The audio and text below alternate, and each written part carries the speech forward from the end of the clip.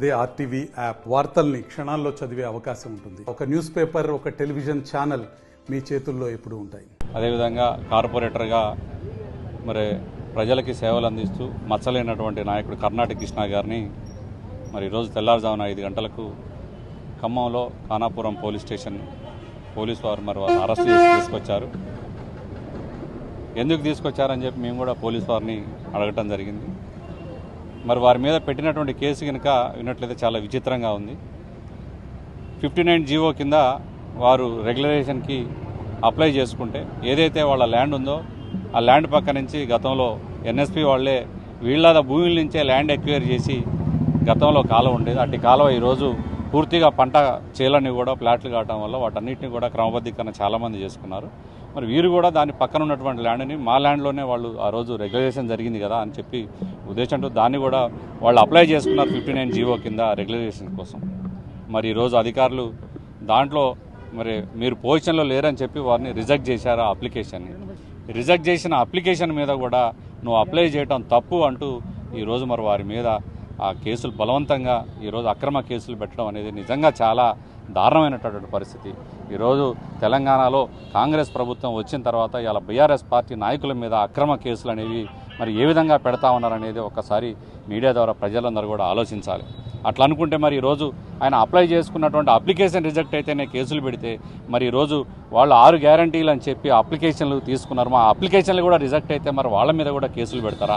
మరి pension apply చేసుకున్నటువంటి పెన్షన్దారులు కూడా రిజెక్ట్ అయితే మరి వారి మీద కేసులు పెడతారా? రేషన్ కార్డు అప్లై చేసుకుంటే మరి రిజెక్ట్ అయినటువంటి వారి మీద కూడా కేసులు పెడతారా? ఈ విధంగా పెట్టుకుంటూ పోతే కేసులు మరి వారే ఒక్కసారి ఆలోచన చేయాలి. మరి ఈరోజు ఖమ్మంలో ఇంకా 3000 అప్లికేషన్లు రిజెక్ట్ అయి ఉన్నాయి. మరి 3000 మంది మీద కూడా కేసులు పెడతారా అని చెప్పి మేము ఇక్కడ ఉన్నటువంటి మరి కాంగ్రెస్ పార్టీ నాయకులను అడుగుతా ఉన్నాం.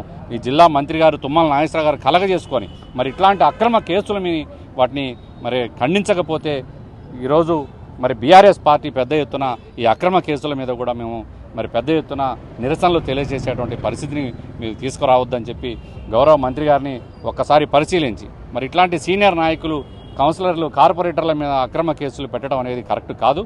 ఖచ్చితంగా కర్ణాటక కృష్ణ గారు అక్రమ కేసును ఖండిస్తూ ఆయన్ని విచారించి వదిలేయకపోతే మాత్రం తప్పకుండా ఈ విషయంపై పెద్ద ఎత్తున మేము కూడా మరి ఈ కార్యక్రమంలో మరి ఆందోళన చేసే విధంగా మేము ముందుకు పోతాం. మరి గౌరవ ఇక్కడ ఉన్నటువంటి మాజీ శాసనసభ్యులు, మాజీ మంత్రివర్యులు మరి పువ్వాడ అజయ్ కుమార్ గారు కూడా హైదరాబాద్ నుంచి బయలుదేరారు. మరి వారిని గనక బెయిల్ స్టేషన్ నుంచి ఇక్కడి నుంచి వదిలిపెట్టకపోతే మాత్రం అరెస్ట్ చేసి జైలుకు పంపితే ఖచ్చితంగా కేటీఆర్ గారు కూడా వచ్చి ఈ విషయం పైన మరి అక్రమ అరెస్టు మీద వారు కూడా ఖమ్మం వస్తూ ఉన్నారని చెప్పి చెప్తా ఉన్నారు.